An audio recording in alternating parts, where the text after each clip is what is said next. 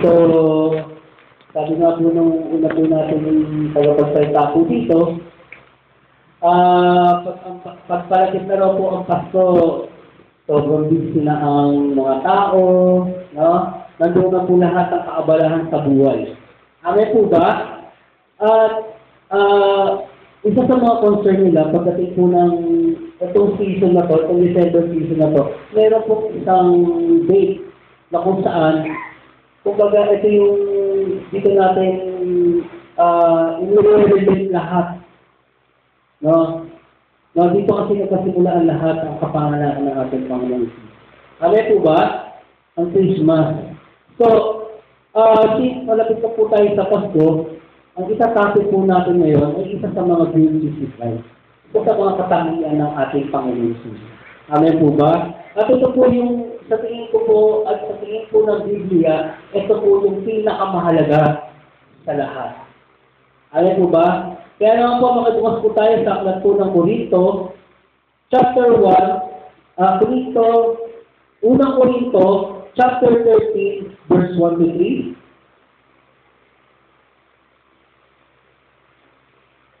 First Corinthians chapter 13, verse 1 to 3. Ito po ang sinasabi po dito. If I speak with tongues of men and of angels, but do not have love, I have become a noisy gong or clanging cymbal. Verse 2, and if I have a gift of prophecy and know all the mystery and all knowledge, and if I have all faith, so as to remove mountains, but do not have love, I am nothing. Verse 3, and if I gave my possessions to feed the poor, and if I deliver my body to burn down, but do not have love, it profits me nothing. Amen po ba? Yan. Nag-eto po natin. Ang sabi po natin ay pinamagatan po natin the most excellent way. Ayan po ba?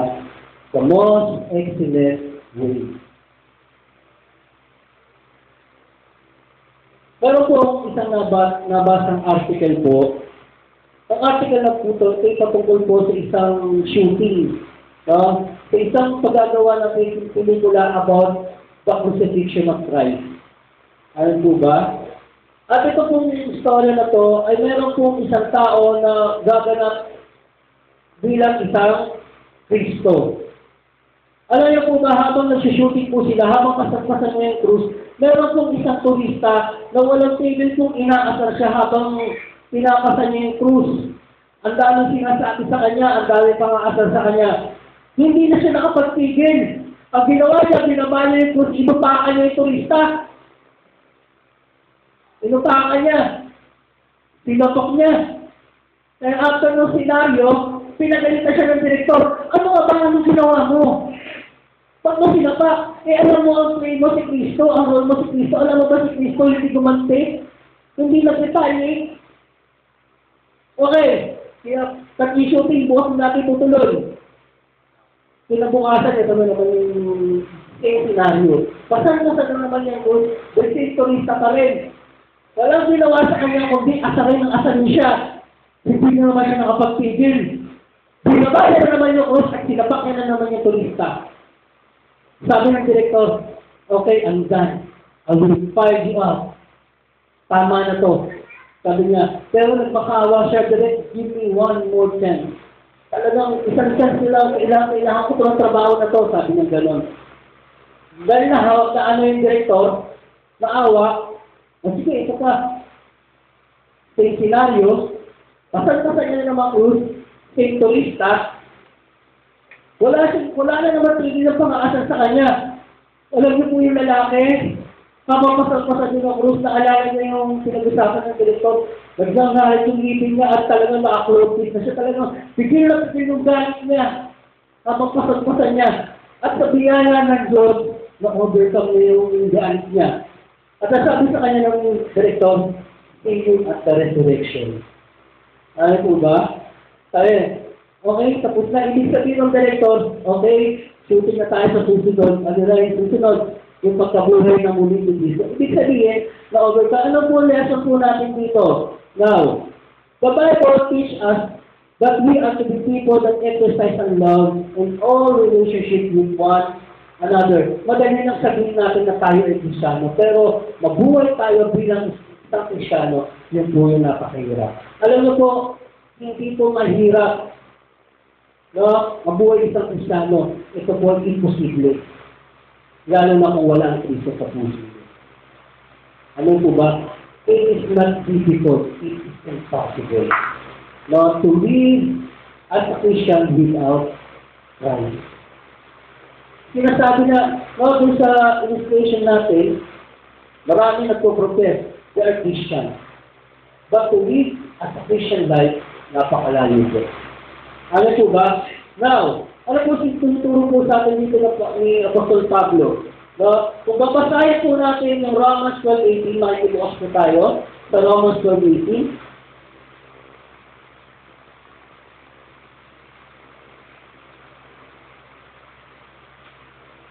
As sinasabi po dito sa Romans 12:18, it is possible, as far as depends on you, live at peace with everyone. And again, on the verse of Ephesians chapter 4, verse 2, marami po tayong verse 2 ngayon na pag-aaralan. Gusto nyo po, i-cut down nyo lang po siya, and then ano nyo lang po siya sa bahay. Ephesians chapter 4, verse 2, ang sabi po dito, with all humility and gentleness, with patience, showing perseverance to one another in love. Ano po ba? At sabi po sa Hebrews chapter 12, verse 14, ito po ang sabi sa Hebrews chapter 12, verse 14, pursue peace with all men, and the sanctification without which no one will see the Lord. Ano po ba? Alam niyo po, ito sa pinagsama po natin itong binabasa natin mga scripture, it may be difficult sometimes. Mahirap po talagang makisama, mahirap po talagang mabuhay kasama ang ibang tao na may ibang klaseng pag-uugali. Ano po ba? Hindi mo alam kung paano ka mag-a-adjust, hindi mo alam kung paano ka gagawa, kikilos, ano po ba? It is difficult. And not everybody easy to love. At hindi naman talaga, totoo naman talaga na hindi naman lahat talaga ay magugustuhan mo. Ano po ba? Kung bagay yung daliri mo, yung pagpilitan mo yung daliri mo, isa lang po siya, pero iba-iba po ang sukat niya. Ganyan din po tayo mga tao. Ano po ba? Nandun tayo sa isang kalalagayan, pero iba-iba po yung ating uugali. Kaya naman po, marami taong hindi nagkakasundo-sundo, at hindi nagkakaayos-ayos at hindi nagkakauna-unawaan dahil po sa ating kaibahan ng mga ugali. Ano po ba? Pero sinasabi dito ng Biblia, ito po ang dapat natin gawin. Hindi naman po tayo uutusan siguro ng Diyos nang alam na hindi natin kayang gawin. Ano po ba? Meron po bang sinabi po ang Diyos sa atin na mahirap? Actually, wala naman po, no? If our really, full-heartedly, want to listen and obey what is written in the Scripture. Ano po ba? Now, dito po, sa pasimula natin sa 1 Corinthians chapter 13, verse 1 to 3, i-expound natin, i-expose natin ang pinakamahalagang gift ng Diyos sa lahat. Ano po ba? The most excellent gift. Ano po ba? Now, in chapter 13 ng Corinthians, ang context po niyan is about love. Amen? And this morning, we will study the 3 verses. Kasi pag pinag-aralan po natin yung chapter na yan, aabutin po tayo ng siyam-siyam. Kasi peace pa lang, aabutin na po tayo, maraming topic mo sa peace, sa humility, sa ganito, sa ganyan, ay nako. Wala pa naman po tayong bakong blanket dito sa hakunan at kumot. Ano po ba? So, tatapusin po natin na mahalaga po ito. 3 verses lang po. Now, ang point ko dito, point number 1 ko, the importance of love in our life. Ang pahalagahan ng pag-ibig sa ating buhay. Ano po ba? Meron po ba taong nabubuhay na hindi po nakaranas ang umibig? Kasi tayo nakaranas din ng pag-ibig. Pero sabi nga po, hindi po pare-parehas. Now, he's saying, sinasabi dito ni Pablo na itong pag-ibig na to, ito po yung pinakamahirap gawin, pero ito po yung pinakamainam sa lahat. Ano po ba? Now, in verse 1, dito sinabi ni Paul, ang sabi dito ni Paul, sa verse 1, if I speak with tongues of men and of the angels and do not have love, I have become a noisy gong and clanging cymbal. Kung meron kang ang gift ng tongues, ano po ba? So, kung meron kang ang gift of tongues, meron kang man nakakapagsalita ka man ng wika ng kagaya ng angel. Ano po ba? Pero sabi dito, kung wala namang pag-ibig, para kang isang batingaw na umaalingaw-ngaw. Amen po ba? Alam niyo po, pag pinag-aralan natin itong verse 1 na to, noong day of Pentecost, God gave an special gift nandoon sa lahat ng tao nandoon sa araw ng day of Pentecost sa Acts. Amen po ba? Kung ibinuhos ng Diyos ang kanyang Espiritu at nagsalita po sila ng iba't ibang wika. And if we look, study deeply about the word tongue, in the Greek word, it translated glosa. Glosa. So, pag pinag-aralan ng glosa, native language. Ano po ba yung native language? Kung ikaw po ay Pilipino, ano ba yung mga native language natin? Kapampangan, Ilocano, Cebuano, ganyan. Ibig sabihin, naiintindihan pa rin ng mga tao. Because we are speaking in native language. And now, to make bolder, nag-speak ka nga ng mga native language ng ibang bansa. Ano po ba? Pero ang malinaw dito, naiintindihan po. Ano po ba? Now, yung superiority ng tongues, ng love over tongues, ay napakalaki po.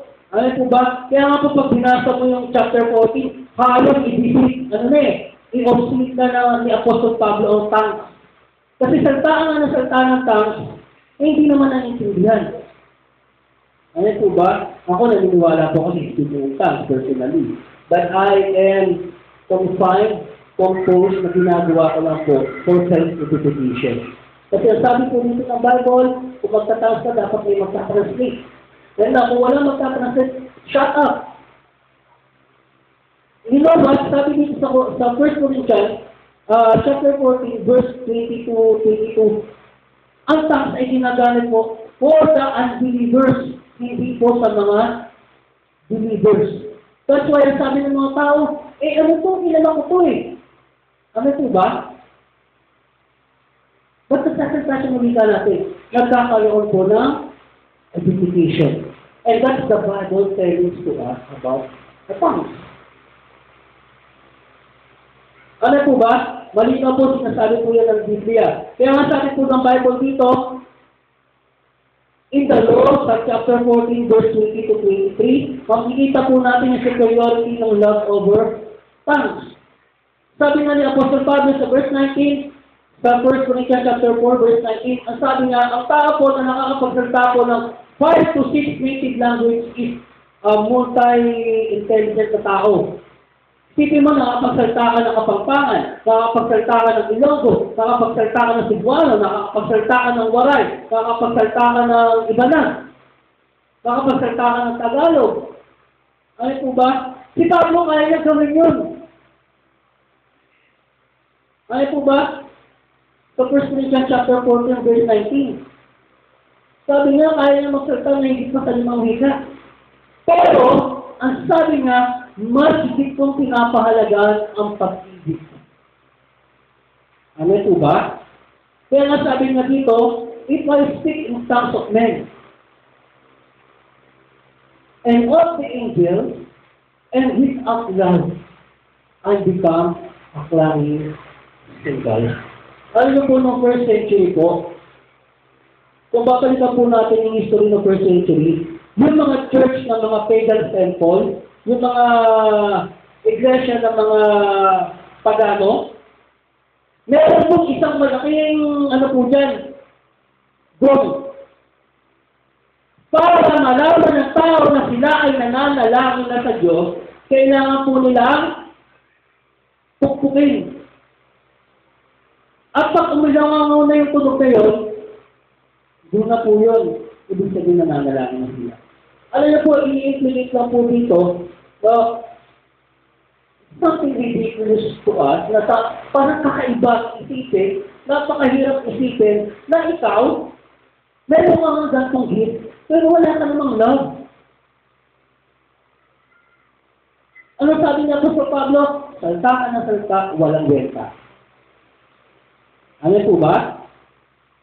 Now, kagaya ng goal, no? Napapakanda ng tao pero hindi lang nila pinapansin kasi makakita. Kaya nga. Alam po ba? Now, bakit po sinasabi niya po sa Pablo ito? Kailangan, if we have this gift, it must be in the form of love. Alam po ba? In order. Kung babasahin po natin ang book ng 1 Corinthians chapter 14, hanggang po yung order in the church about tongues. And I really believe that we will have to exercise tongues. Kasi sabi po doon sa 1 Corinthians chapter 14, verse 39, therefore, my brethren, desire earnestly to prophecy and do not forbid to speak tongues. Hindi naman po pinagbabawalan magsalita ng iba't ibang wika. Pero make sure pag magsalita ka ng iba't ibang wika, ay magta-translate. Ano po ba? That's another gift. The gift of interpretation. At tandaan po natin, pag nagsalita po tayo ng tongues, dapat native language. Naiintindihan po ng mga ibang tao. Ano po ba? Now, sabi po dito, let's go down on the verse 2. Sabi po dito, Paul says that love is more important than knowledge. If I had a gift of prophecy, and I can fathom all the mystery and all the knowledge, but I have not love, I am nothing. Kung kasi talino mga ni Albert Einstein, na yung pinakamataas na IQ level, ano po ba? Sabihin na natin na ikaw ay tinatawag na walking dictionary. No? Reading library. Lahat na lang itanong sa'yo, alam mo kaya sagutin. Lahat na lang ng iba tong tanong sa'yo, kaya mong sagutin, no? Lahat alam mo. No, ikaw na ang pinaka. Sa lahat ng pinaka. Pero ang sabi nga, magkaroon ka naman ng ganyan talino, alam mo man yung sinasabi sa mga nuclear science, no, yung mga atoms, yung mga nucleus, yung mga electrolytes, alam mo lahat yan. Ikaw na ang pinakamagaling about sa philosophy. No, magaling ka na nga sa pag-iisip, sa mga logic, no? Pagdating sa mga psychology na mga pagbabalansin ng buhay, ikaw na ang pinakamagaling. Pero ang sabi dito, kung wala namang pag-ibig, wala pa rin verify. It is nothing. Ano po ba? For example, meron pong isang seminar, seminar. Very good seminar, parenting seminar. And then he's speaking about how to build the children. Ano po ba? Paano daw i-handle daw po yung mga anak nila, so and so forth. And later on, background check po itong preacher na to, itong nag-seminar to, itong tao na to, sabog-sabog pala ang patotoo sa mga anak. Ang anak ay atik. Ang anak ay nabuntis na maaga. Yung pinraise, si tatay, napakagaling lang naman yun eh. Napakagaling lang naman yun sa ibang tao magsalita. Pero sa amin, iba yan. There's no love. Ano ba? Even the marriage. Kung mayroong predominant, mayroong dominante sa isang marriage, now, what happened? It will go apart. Ano po ba? Kaya nga po maraming marriage ang hindi nagsasurvive. Because of this, kasi mas matalino dapat yung ganito, kasi dapat may alam yung ganito, no. Though we are patriarchal, naniniwala po tayo through the Bible at tatay po ng family. Ano po ba? Patriarchal po yan eh. Simula pa po kala Adan, kila so and so forth, we believe in patriarchal. Pero merong mga grupo na nagsusulong about feminist. Dapat po ang mga babae kapantay na ng mga lalaki. Kasi kaya yung gawin ng mga babae ang mga ginagawa ng lalaki. And most of the time, babae na nagtatrabaho ngayon at ang mga lalaki ay nasa bahay na. Tama po ba yun? Now sa husband? And now, sinusunod nila yung tinatawag na equality. Same authority inside the house. But the Bible states that the man is the head of the family. And the woman will subject to his husband. Alam po ba? Magpapasakop ang babae sa lalaki. Asawa. At hindi naman porket na ikaw po ang nangunguna, ikaw ang lalaki. Aapi-apihin mo naman yung asawa mo. Ang sinabi ng Panginoon, kaya ka nag-asawa dahil katulong sa buhay, hindi katulong sa bahay. Kaya ka lang pala nag-asawa kasi tamad ka maglaba. Ano po ba? Tamad ka magluto. Gusto mo lagi may nag-aasikaso sa'yo. Ano po ba? If that marriage is not form of love, no. Ano pang kwento na saman? Tayo ka, hindi magkasusunod po ang marriage. Ano po ba? Now, sabi nga po, nung isang youth namin before, kausap ko siya, sabi nga, Kuya, gusto ko mag-ask ng advice sa'yo, pero ito kasi ang problem ko eh. Sabi ko, oh sige, ano ba problem mo? Kasi, lagi na lang akong bigos sa love life. Sabi ko, ayusin mo muna kasi yung Christ life mo, bago ang love life. Ano po ba? Kasi pag ayos yung Christ life mo, ayos yung buhay mo ay Kristo, and everything will follow. Ang problema sa mga kabataan ngayon, they tend to get in love and in love. Yung buhay nila sa Panginoon hindi naman ayos. Alam po ba? Eh, alam naman po natin ang sanlibutan na yan. Eagle and eagle. Diba? Lalong sumasama na sumasama ang bawat araw. Alam po ba? No. Kung wala pong love sa isang relationship, na buo ang love, ang relationship dahil sa lust, dahil kaya ka nag-asawa dahil yung asawa mo, sexy, maganda, ano po ba, matalino, mayaman, and everything, guwapo, eh wala naman talagang yung love na tinatawag. Ito na, ano po ba? Kaya nga po, sabi kong youth namin, ang sabi niya, kung ako ay papasok sa isang relationship, I see to it na siya ang magiging asawa ko. How careful she is. Ano po ba? Hindi trial by error ang relationship. Ano po ba? The reason why you get into that relationship kasi nakikita mo itong tao na to, siya yung gusto mo maging asawa. Ano po ba? May sense po ba yun? Now, dito po sa pinag-uusapan natin, nasa iyo naman ang lahat ng talino. So, nasa iyo na lahat. Pero kung walang pag-ibig, maalam ka sa lahat ng bagay. You are jack of all trades. Ano po ba? Jack of all trades ka. Kaya mo mag-mekaniko, kaya mo magtubero, kaya mo maging mason, kaya mo maging karpentero, and so forth. Pero if there's no love, ang sabi ng Panginoon ng Biblia, you are nothing. Ano po ba? Ano yung nothing? Walang pahalagahan. Now, kaya nga mga analista, bakit maraming mga tao ang nagpapatayan, no? Dahil gusto nila, sila yung mas kilalanin ng mga tao. Ano po ba? They tend to get the position to have the seat of power para lang sila ang kilalanin ng tao na matalino. Kaya nga po, pag binasa nyo ang book ng Corinthians, 1 Corinthians, that is the book of reproof and rebuke. Dahil sa unang chapter pa lang, pinagagalitan sila ni Pablo.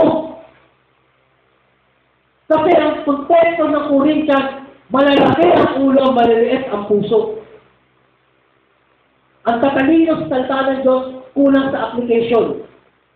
That is the context of Corinthians. Kaya pag pinasa mo dito, lahat na yata ng problema sa loob ng family at sa church, talagang inano niya eh. 1 Corinthians chapter 1, verse 3. No, chapter 1 and chapter 3 hanggang chapter 3. Ano pinag-usapan niya? Division of the church. Kaya nga sinabi sa Apostle Pablo sa chapter 3 verse 10, you are the temple of the Holy Spirit. Ano po ba? Ang the temple na sinasabi doon is congregation, hindi ikaw. The context of that is the congregation. Kung sino man ang sisira dyan, naku, magdahanda ka na sa Diyos. Ano po ba? Kasi sa chapter 1, alam, nakikita mo, meron kay Gaius, meron kay ganito, meron kay ganyan. Buti na, sabi ni Pablo, buti na lang, isa lang binautismo ako. Ang sambayanan ni Flo. Ano po ba? Now, nasa kanila man na lahat ng talino. Pero hindi mo naman lahat nasundo ang mga tao. What? At the use of knowledge. Galit na galit tayo dati kay Gloria Arroyo. Kasi, dahil siya naging presidente, and then lahat ng nation na bago na sa kanya. And all the people of this country, talaga namang nagkakaroon ng questionable thought about this term. Ano po ba? Kaya nga po nagkaroon takot tayo na magkaroon ng kaya tawag na martial law. Diba yung kaiktin na ng pagbaba niya? Baka daw magbigla ng martial law si Gloria. Ano po ba? Now, Gloria, pinakamatalino ekonomista na naging presidente ng Pilipinas. Masabi natin natin dati, kailangan natin ng presidente magaling sa economics. Kaya yung nilagay natin si Gloria, magaling sa economics, ekonomista siya. Nung siya na nandito, gusto naman natin pababain. At di kailangan natin ng presidente, tuwid na daan. Kaya nilagay natin si Pinoy. Pero what happened? Anong ginagawa niya? Puro lang. No? Ano po ba? Yun nga lang. Ano po ba? Kasi sabi po natin, lahat ng tao na tinatayo natin, pinikila natin lahat tayo, meron po tayong comment. Ano po ba? Wala po yung pinakaiba. Meron pong mag-asawa na sumakay po sa kalabaw. Pagkakala sila ng butok, meron po nakakita sa kanila. Grabe naman itong mag-asawa na ito, pinahirapan yung kalabaw. Narinig ng mag-asawa. Kaya ang ginawa ng asawa, bumaba yung isa. Bumaba yung lalaki. Ang sabi naman ng tala sa lumo nila, ay ano ba yan? Kaya nga may kalabaw Parang sumakay si Kay. Ba't naglalakad naman itong isa? No, pumipit, kailangan bumaba ng isa. Kasi nahihirapan ko yung kalabaw. So, pagbaba nila sabi, ano ba itong mag-asawa na ito? Kaya nga may kalabaw, kailangan sumakay. Hindi na natin naiintindihan na nangyayari. Dati na may comment. Ano po ba? Now, the topic is, hindi natin naiiwasan na tayo po ay magbato ng komento sa tao. Pero make it sure. Kung tayo man ay nagagalit, o meron tayong sinasabi pa sa ka, dapat may kalapit na pag-ibig.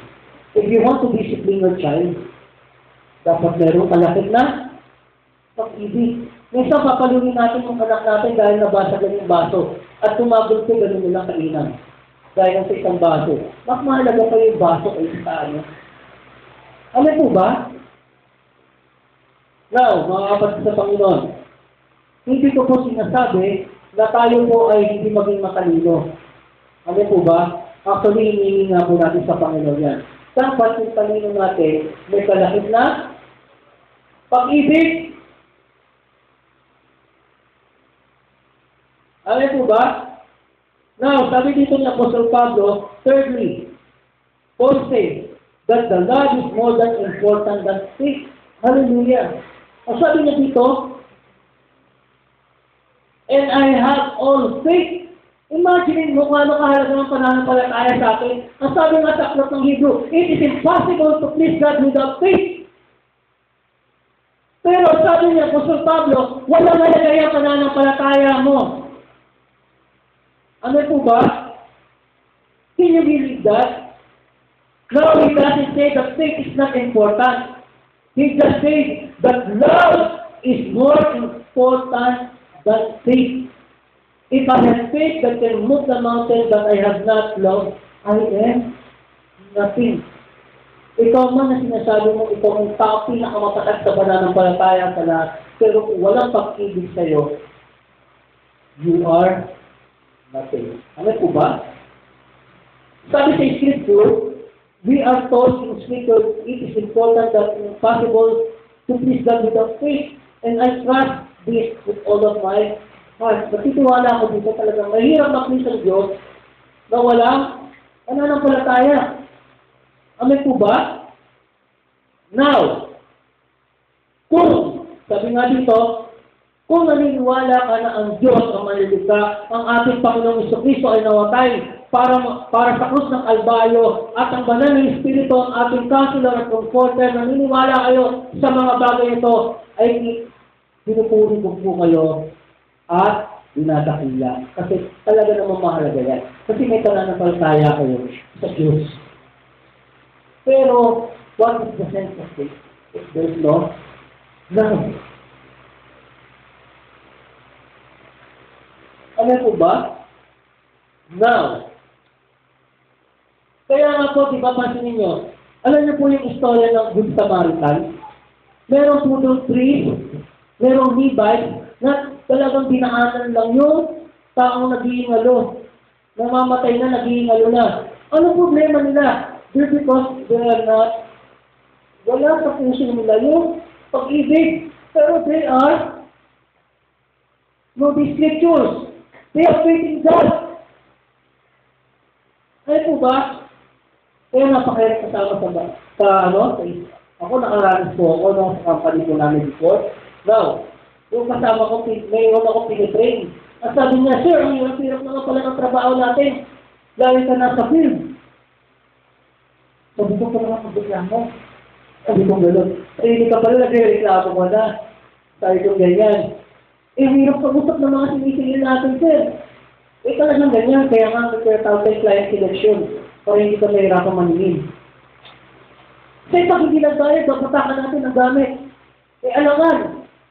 Sabi ko ngayon, sino unang malalagdag ng kaldero sa atin o ikaw?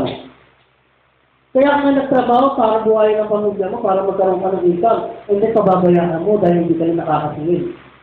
Ang dami na sinasabi. Hindi na kaya kasama ng taong ganun mareklamo. Alam po ba? Hindi na-appreciate yung binigay ng Diyos sa kanya. Binigyan siya ng trabaho. Hindi reklamo na reklamo. Nag-pray ka ng trabaho, tapos nagkatrabaho, reklamo ka na reklamo. Ano po ba? There's no. Tandaan niyo po, once na tayo nagre-reklamo, wala po yung pag-ibig. Ano po ba? We will not appreciate every little good thing. Ano po ba? Na ginagawa ng Diyos sa iyo. Ano po ba?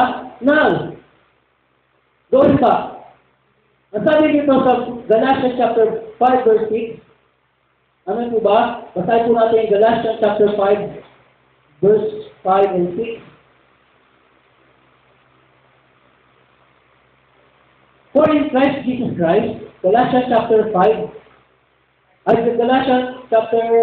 verse 6, basahin po dito, for in Christ Jesus, neither circumcision nor uncircumcision means anything but faith working through love. Ano po ba? Kailangan po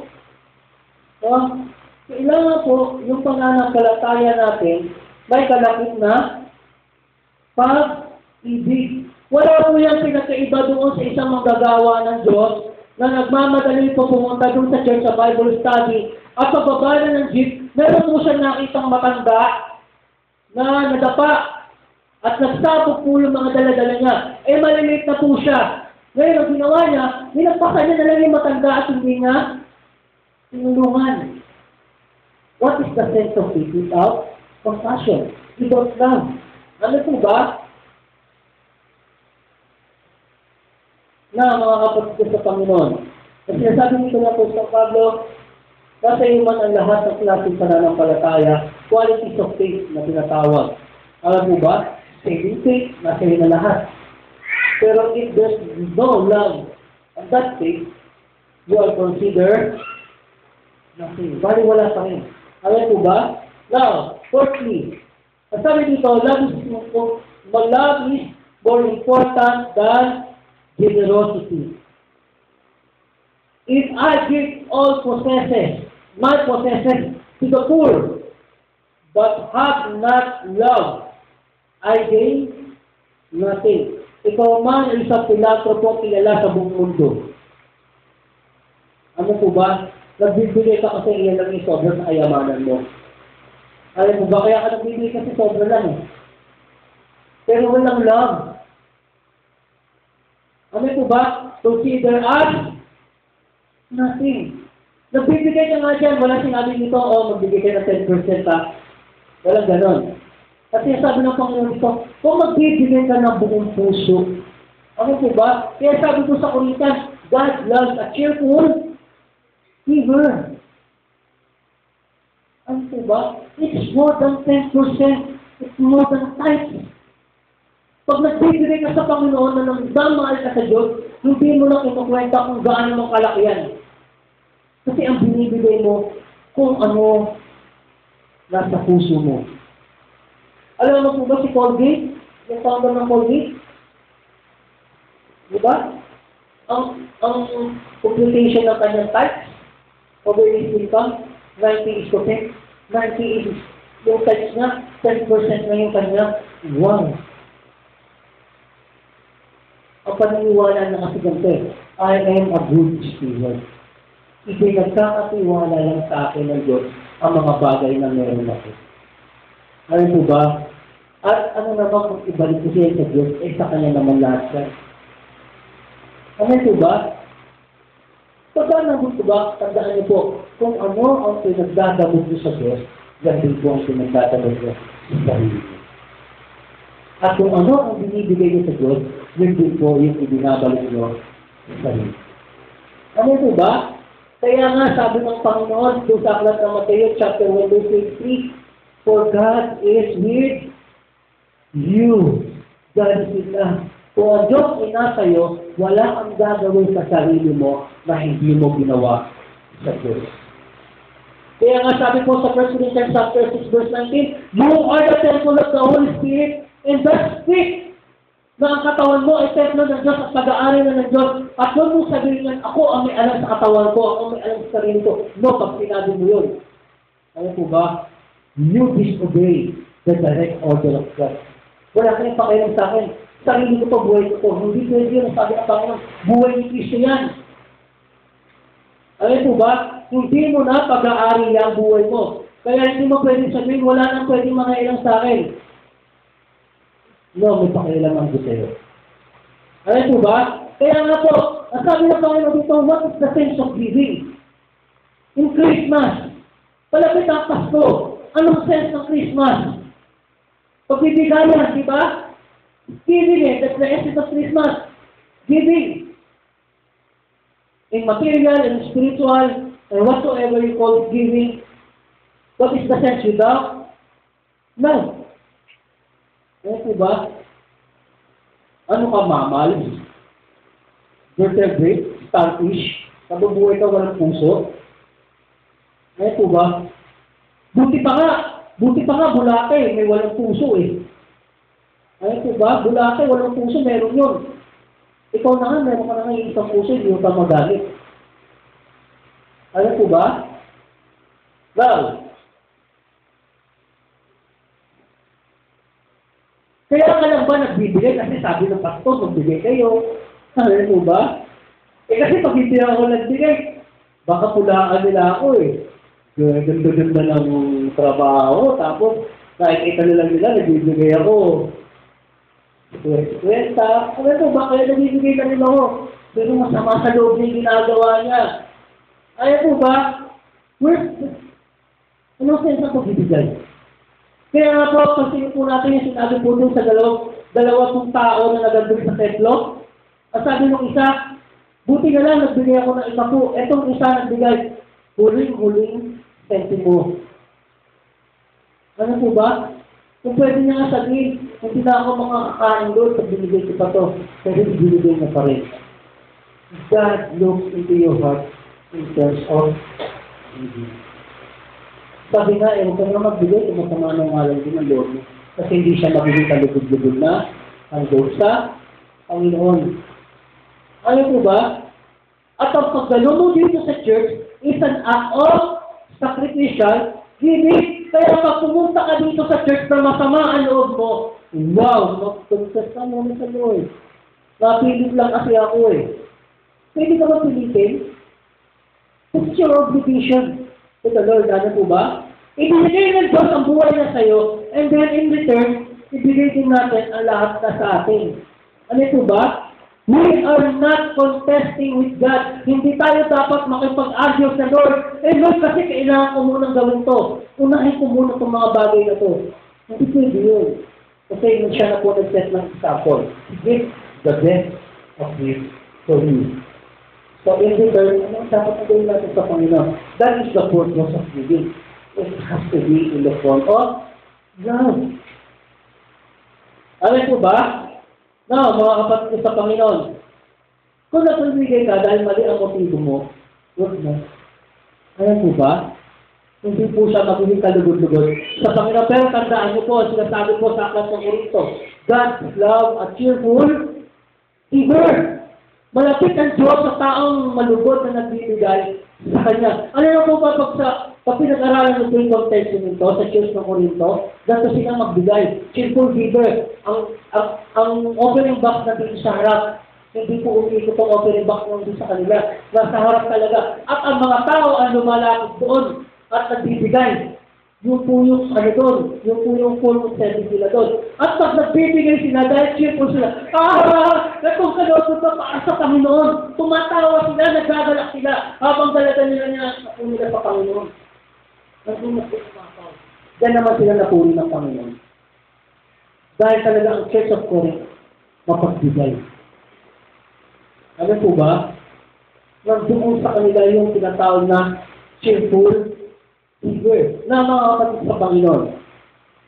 Now, nalaman natin na itong pag-ibig na ito ay higit pa sa lahat ng klase ng mga gifts.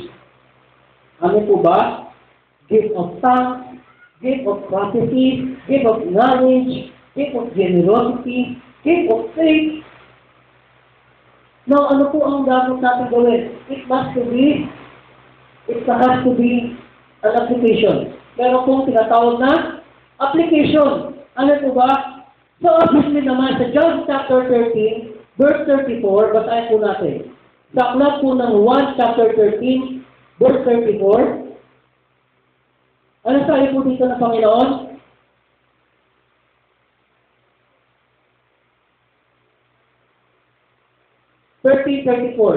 John 1 chapter 13 verse 34, mga nabasa mo kay Jobel.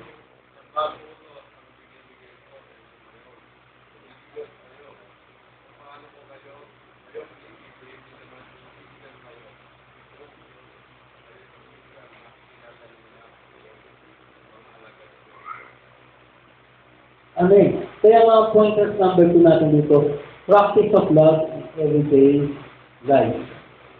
Ano po ba? Practice the love in everyday life. Alam niyo po, sabi sa John chapter 13, verse 34, love one another. It is not suggestion. It is direct. Kaya po, pag hindi mo po sinunod to, you disobey God. Natural lang na ibigin natin yung mga taong kasundo natin. But what most, di ba? Alam mo yung pinaka-importante, yung mahalin mo yung tao sa asar-asar sa'yo.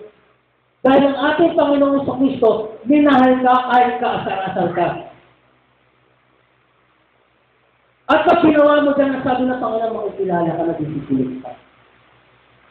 Because there's no impartiality in terms of love. Kung ano yung ibinibigay mo dito sa tao malalapit sa'yo, kung ano yung pagmamahal binibigay mo, so be it. Dito po sa kabila. Alam po ba, ng mga kapatid sa Panginoon, marami mga tao, ang pinsang nila dito, I can't help falling in love with you. Diba, meron pa gano'n? Meron pa ang kanta na, you love, but love and feeling. Alam niyo po, ang pag-ibig po, hindi nawawala sa ulo. Nasa lugar lagi. Kasi God is a God of order. Kaya nga meron pa rin kanta, we have the right love at the wrong time. No. Hindi po ganun ang pag-ibig. Love always in a perfect time. Ano po ba? Because God is a God of order. Now, what the Bible tells to us, we can control love. Dahil nakukontrol natin yung love, we can give the love to this person na hindi natin kaibig-ibig. The same thing doon sa pag-ibig natin na gagawa natin doon sa taong gusto-gusto natin. Ano po ba? Anong klaseng ng tao pag ginawa mo yun? You are exercising the supernatural love of God into your life. Ano po ba? Kaya nga pag nagkakagalito yung mag-asawa, hallelujah, ang gigil na itong asawa ko to. Gusto ko na talaga mag-super science, magpalit na ng kulay ng buhok, maging dilaw na to.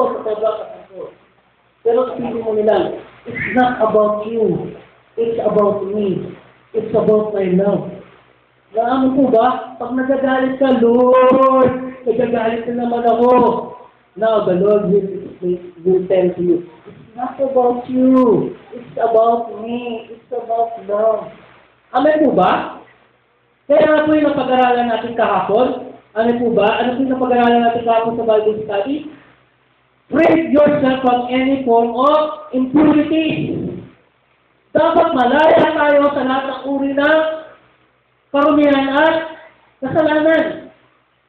Dahil meron tayong tinatawag na signature sin. Meron mga kasalanan talaga na nakatatak na sa pagkatao mo at yan yung nagpapahirap sa'yo at yan ka lagi bumabagsak.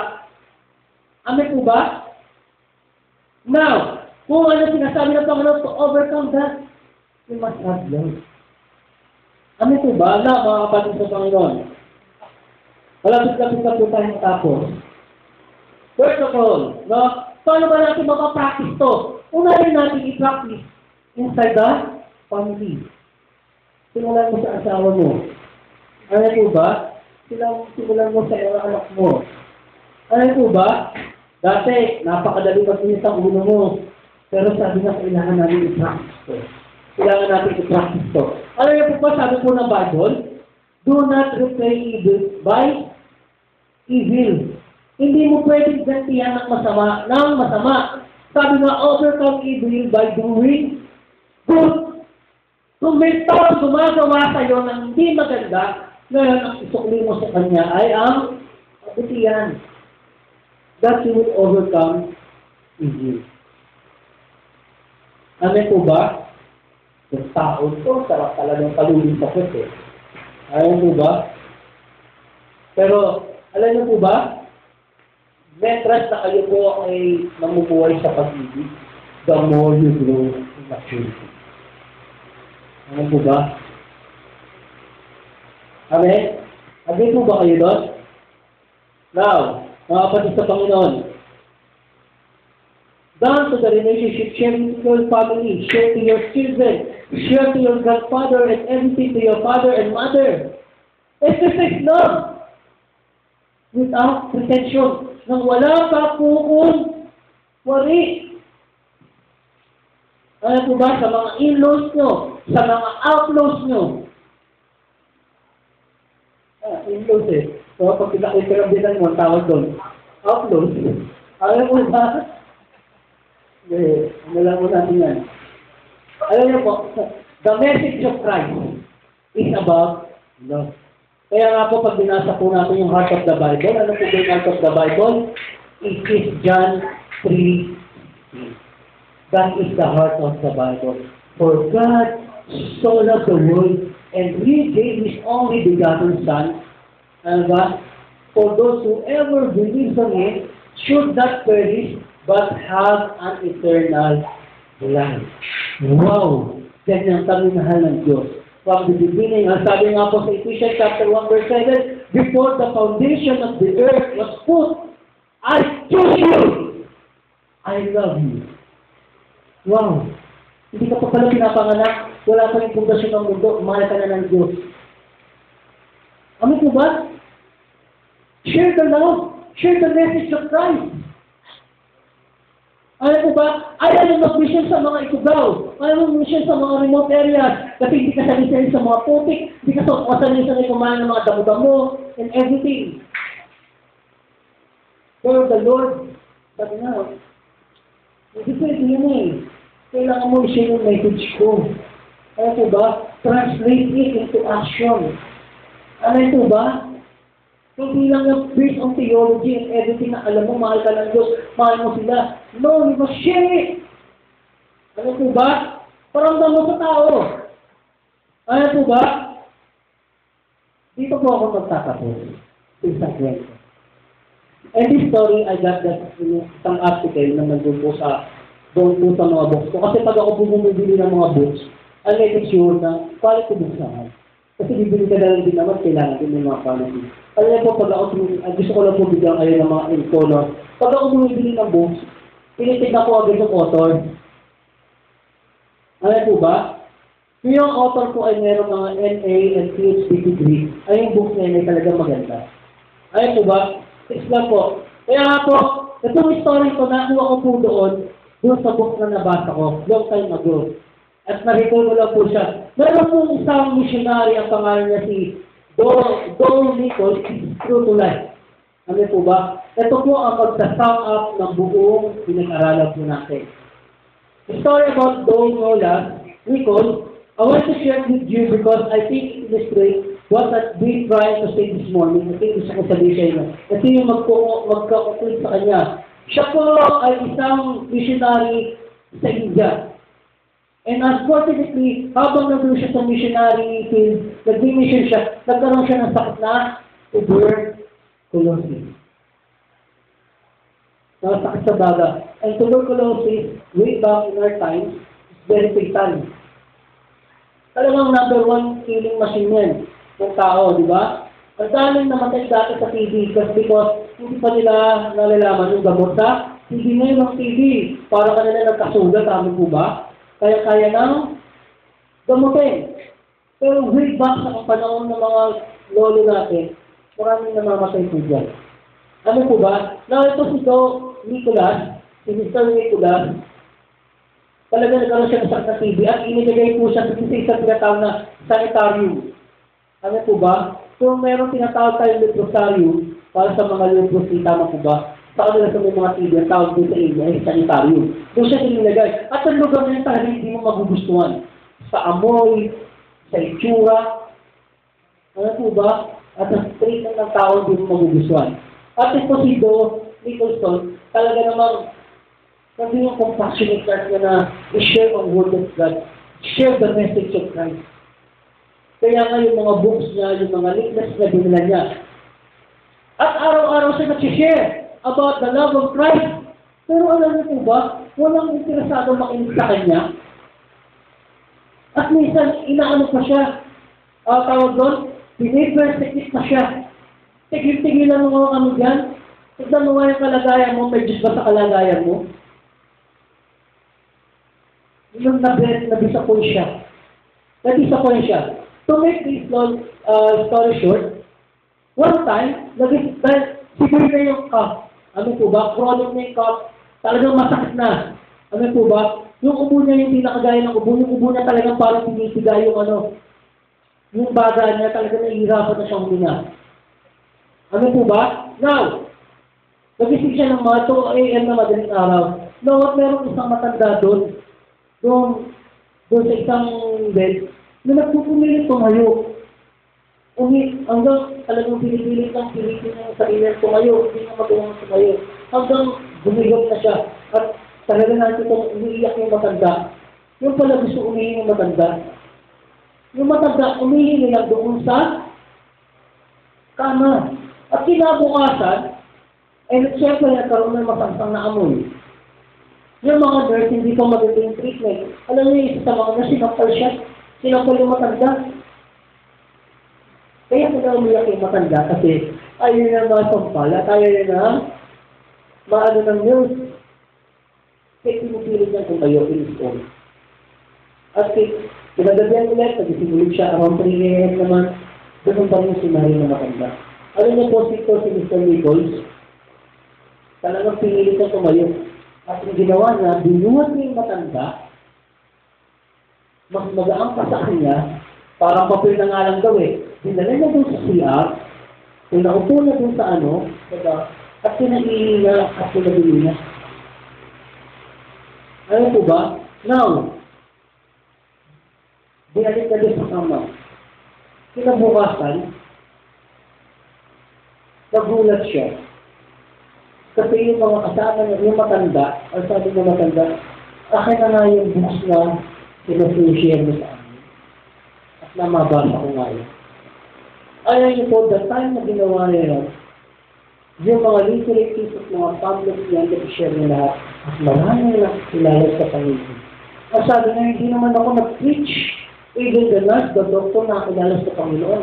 They come to know Christ and they say, they reach the message of Christ. Sabi niya, hindi naman ako nag-preach, wala naman akong ginawa.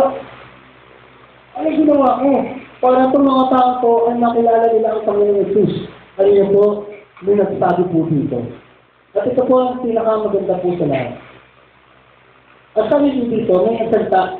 At sabi dito, they will not care how much you know until they know how much you care. Ano po ba?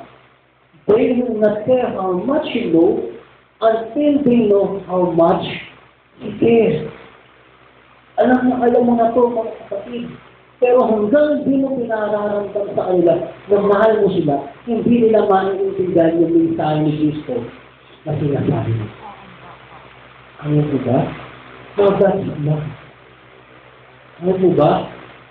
It's not put into action without reservation, without retention. Wala pa po kong wari.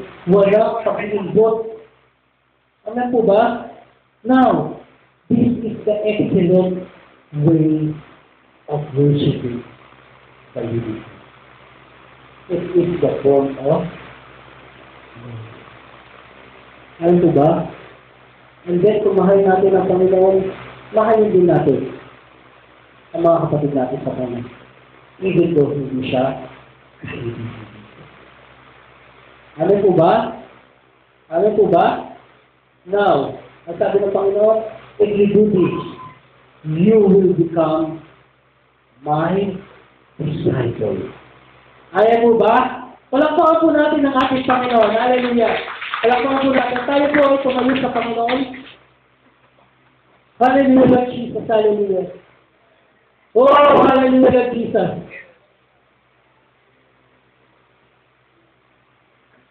Meron pong isang awitin na gusto ko po na iparinig po sa inyo. It is about love. At tayo po ay, hayaan natin tayo ay tumayo at magbinay-bilay tayo sa Panginoon sa mensahe ng Diyos. At tayo sa awitin na to, pag-isahin mo ang laman ng aming puso. Pag-isahin mo ang laman ng aming isipan. Hallelujah, Jesus. Bigtisin ng iyong pag-ibig, bigtisin ng iyong pagmamahal, O Jesus, maghal ka sa aming buhay. Pag-isahin mo ang laman ng aming puso. Pag-isahin mo ang laman ng aming isipan. Bigtisin ng iyong pag-ibig, bigtisin ng iyong pagmamahal, O Jesus, maghari ka sa aming buhay. Yes, Lord, hallelujah. Salamat, Panginoon.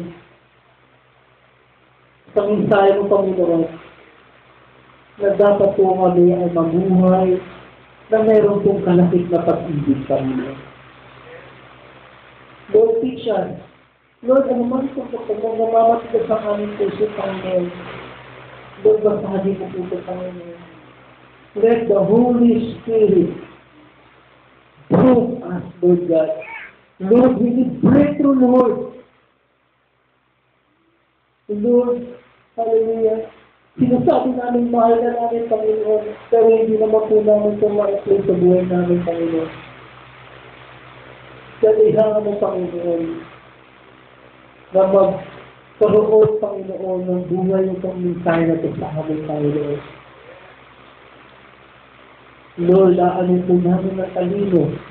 Aanin pa namin ang mga gifts, Panginoon, na binigay niyo po sa amin kung wala naman pong pag-ibig, Panginoon.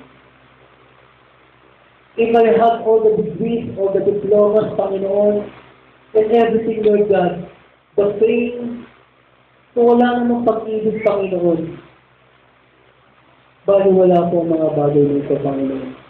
If I had all the money, material things, Panginoon, kung wala namang pag-ibig sa puso ko, para ipagkaloob ko sa ibang tao, Panginoon, I have nothing. Gagayawan, Panginoon, sa mga sandaling ito, mananawa ang isang Espiritu sa buhay namin. Kalakip ng pag-ibig ng Panginoon. Lord God, hayaan, Panginoon, bukas mo po, Panginoon, ang durawawan ng langit, Panginoon. Sama-sama kami na sumasamo sa inyo at naghuwi ka, Panginoon. Lord, patawarin niyo po kami, Panginoon. If there's any, Lord God, ang forgiveness sa puso namin, Panginoon. Galit, Panginoon, puot, Panginoon. Lord, we surrender it to you, Lord God. Lord, palitan mo po ng pag-ibig ang puso namin, Panginoon. Yes, Lord, hallelujah, Lord God. Saturate every heart and every spirit in this place. In the mighty name of Jesus, Lord, hallelujah. Lord, ang sabi po sa inyo salita, kung ano po ang tatalian namin sa langit at tatalian sa lupa, Panginoon, ito po ay mangyayari. Kung ano po ang bubuksan namin sa langit at ito po ay pagkakalag po sa amin. Lord, release the power coming from heaven, Lord God. The love of Jesus Christ in our heart, Lord God. In Jesus' mighty name, Lord God. Release the love, Lord God, into our heart. Hallelujah. Pour out, Lord God. Teach our heart, Lord God. Palitan mo po ang puso namin ito, Panginoon. Lord, ayaw na namin ng ganitong puso, Panginoon. Lord, gusto namin magkaroon ng isang pusong kagaya mo. That love unconditionally. Help us, Lord. Help us. Tulungan mo po ang Panginoon. Lord, alam po namin na hindi po madali sa inyo ng mga bagay nito. Ngunit, Panginoon, sabi niyo po sa iyo sa Panginoon, lagi po kami sa trabaho. And when we think about what you did in the cross, when you stretch forth your right hand and your left hand, and you say, Lord, it is finished. Lord God, salamat, Panginoon. At nagtagumpay ka sa krus, Panginoon. Kung paano mo kami gagawin matagumpay, Panginoon, sa araw na ito. Lord, ilagay mo po, Panginoon, sa aming puso, Panginoon, ang krus, Panginoon, ng pag-ibig. The symbol, Lord God, yung message, Lord God. Maraming salamat, Panginoon. Kapag hindi mo po kami pinakukulang, Panginoon. Hindi mo po kami pinababayaan, Panginoon. Lord, mahal na mahal mo po kami, Panginoon. Salamat, Panginoon. Hindi ka po nagkulang sa buhay ng bawat isa. Hindi ka po nagkulang sa aming mga buhay, Panginoon. Lagi kang tapat, Panginoon. We thank you, Lord God. We thank you, Lord. In the name of God, hayaan mo naman sa pumuhay po namin ang mensahe mo sa inyo. Kung ang man ay mayroong nagawang hindi maganda sa aming kapwa, Panginoon, we forgive. We ask forgiveness, Panginoon. At kung kami man ay nagawa ng hindi maganda, at kami man ay nagawa ng hindi maganda, Panginoon, sa amin, Lord, we release forgiveness. Lord, ayaw po namin na magkaroon ng strife, hindi pagkakaunawaan, hindi pagkakasunod, Panginoon, sa iyong mga anak. Kaya nga, sabi po sa iyong salita, Panginoon, love one another. Kung paano ko po kami minahal, Panginoon, Lord, we will put this into practice, Lord God. Maraming salamat, Panginoon. Pagkat ang mensahe mo po ito, Panginoon, ay naging buhay sa aming puso sa umagang ito. Wala akong pusong matigas, Panginoon, sa pamamagitan ng iyong salita. We thank you, Lord God, because this message, Panginoon, will translate, Lord God, will evangelize, Panginoon, will save more souls. Maraming salamat sa Panginoon. Ako po ay naghuwita ng buhay at pagpapala sa iyong mga anak sa lugar ito. Ano man ang sakit at karamdaman, Panginoon, ito po ay napagalingin, Panginoon. Ano man ang mga kakulangan, Panginoon, sa aming buhay. Panginoon, tunay nga, Panginoon, na buksan mo po ang dulungawan, bintana ng langit, Panginoon, to meet all our needs, Panginoon, in the mighty name of Jesus. And I release it in the mighty name of Jesus. Oh God, maraming salamat po. Give us joy, love, peace, and hope, Lord God, to overcome all the trials and difficulties sa aming buhay, Panginoon. Maraming salamat po. At sa araw nito, isang bagong puso ang pagkakaloob mo po sa amin. We thank you, Lord God, for this new heart. Hallelujah. We thank you, Lord God. We bring back all the glory and adoration to the mighty of Jesus and